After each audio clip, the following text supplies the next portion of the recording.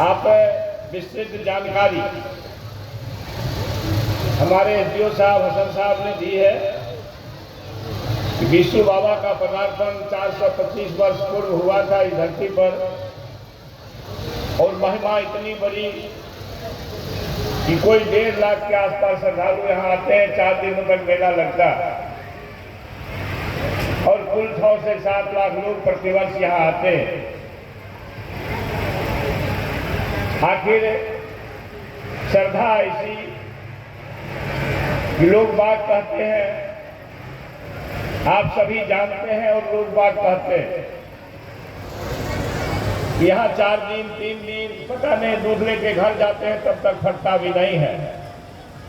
कहीं विशेष कृपा है बाबा विष्णु की और श्रद्धालु यहाँ आकर के आशीर्वाद लेके जाते हैं, सब मंगल मंगल रहता है।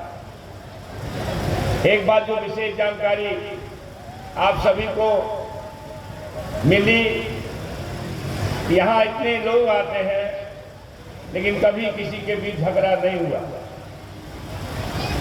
आपस में मिल्लत से लोग पूजा अर्चना करते हैं और यहाँ से आशीर्वाद लेके जाते हैं। कोई एक उदाहरण भी जैसा जो साहब कह रहे थे, ये बड़ी बात है कि बाबा विष्णु के इस धाम में किसी के बीच तनाव न देखा लोग मेला के दरमियान। ये अपने आप में एक बड़ी बात है। आखिर कुछ तो बात होगी।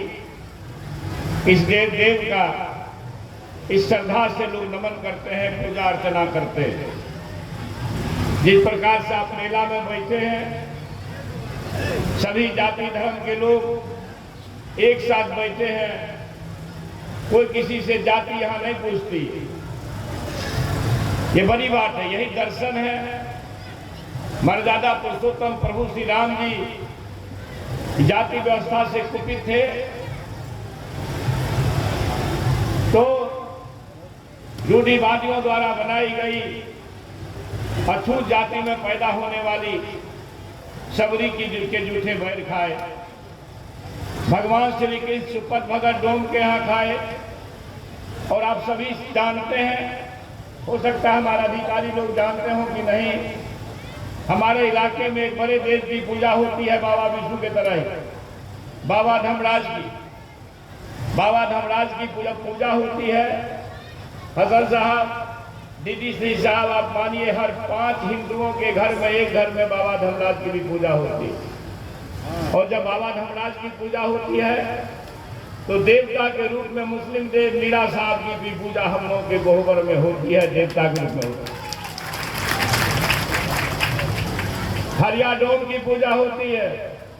धर्मराज के साथ ज्योति पासवान जी की पूजा होती है। उदय साव की पूजा होती है। अल्लू माली की पूजा होती है। बेनी बाबा की पूजा होती है।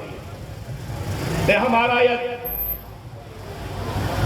कोसी और सीमांचल की यह धरती कई मायने में ऐतिहासिक है, अद्भुत है।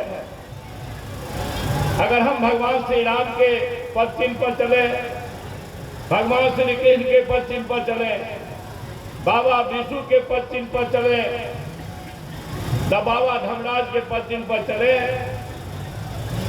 तो न सिर्फ कोसी सीमांचल से, बिहार से, देश और दुनिया से नफरत भागेगा, मोहब्बत आवेगा। नफरत को भगा करके ही हम देश को ताकतवर बना सकते हैं।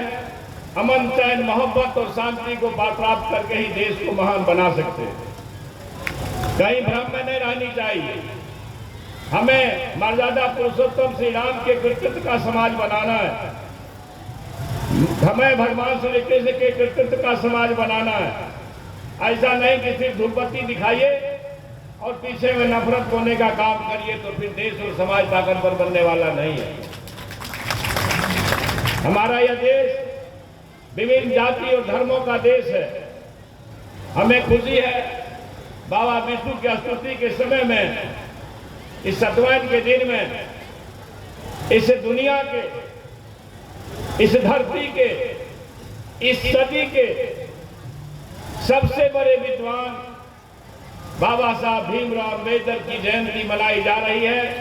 और महागठबंधन और हमारी पार्टी बड़े श्रद्धा से ये पखवाड़ा मना रही है। मैं आपको बताना चाहता हूं कि प्रभु परमात्मा ईश्वर खुदा अगर किसी जाति के दास होते ना, तो मनवाद द्वारा बनाए गए अछूत जात में पैदा होने वाले बाबा साहब भीमराव अम्बेडकर इस सदी के सिंबल ऑफ नॉलेज घोषित नहीं होते, इस सदी के सबसे बड़े विद्वान घोषित नहीं होते। और आपको यह जानकर गौरव होगा, इसी कमजोर जाति में पैदा होने वाला डॉक्टर बाबा साहब अम्बेडकर इस भारत भूमि के प्रथम छात्र हैं जिन्होंने अपने ज्ञान का परचम पहली बार अमेरिका के कोलंबिया विश्वविद्यालय में लहराया। पहले भारतीय थे जो लंदन स्कूल ऑफ इकोनॉमिक्स में जाकर शास्त्र की पढ़ाई में उच्चतर शिक्षा हासिल किए। आप समझ लीजिए, प्रभु परमात्मा ईश्वर खुदा अगर किसी जाति के दास होते तो कमजोर जाति में पैदा होने वाला बाबा साहब अम्बेडकर इस धरती के इस सदी के सबसे बड़े विद्वान सिंबल ऑफ नॉलेज घोषित नहीं होते। किन्हीं को अगर भ्रम है तो आपके पास में स्मार्टफोन है, उस स्मार्टफोन में सिंबल ऑफ नॉलेज या ज्ञान का प्रतीक सर्च करिएगा तो एक नाम आवेगा, वह बाबा साहब भीमराव अम्बेडकर का नाम आवेगा।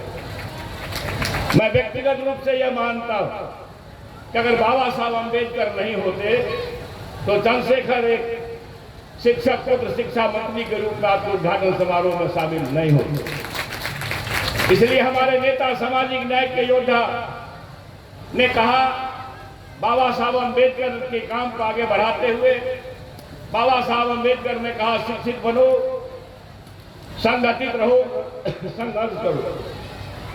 हमारे सामाजिक न्याय के योद्धा आदरणीय लालू प्रसाद जी ने कहा, चाहे एक पेट भूखा रहना, हो सकता 2 जून का भोजन ना मिले, 1 जून ही से काम चला लेना, लेकिन बच्चों को पढ़ाने में कोई कमी नहीं करना।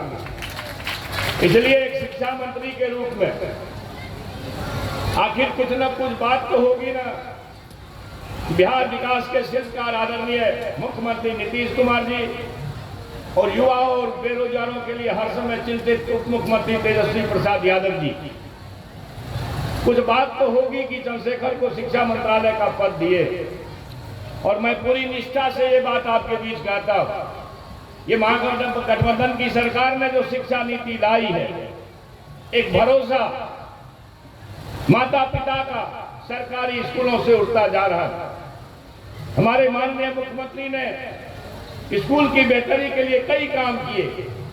पहले छत विहीन स्कूलें होती थी लेकिन पढ़ाई अच्छी होती थी। जब आज महाविद्यालय की तरह स्कूल नजर आ रहा है तो पढ़ाई थोड़ी चिंताजनक स्थिति में है। माननीय मुख्यमंत्री जी बच्चों को पढ़ाने के लिए स्कूलों में आकर स्कूलों के प्रति रुझान माता पिता का बढ़ाने के लिए प्रोत्साहन राशि योजना लाए, साइकिल योजना लाए। पता नहीं आपको मालूम जानकारी देते हुए यह भी गौरव होता है कि इसी सरकार ने यह ठाना है कि जो गरीब बच्चे हैं, दलित हैं, अति पिछड़े हैं, गरीब लोग हैं, अगर विदेश की पढ़ाई करना चाहते हैं तो अर्थ की कमी, पैसे की कमी के कारण विदेश से जाने से नहीं वंचित होगा। इस सरकार ने निर्णय लिया। नई नीति आई है। शिक्षकों से कहना चाहता हूं, आप नई नीति का प्रतिकार कर रहे हैं। आपको सरकार अपने कार्य से अलग नहीं कर रही है। आपकी नौकरी यथावत रहेगी, आपके वेतन भी बढ़ाए जाएंगे, लगातार माननीय मुख्यमंत्री जी कर रहे हैं। मगर जरा ये बताइए कि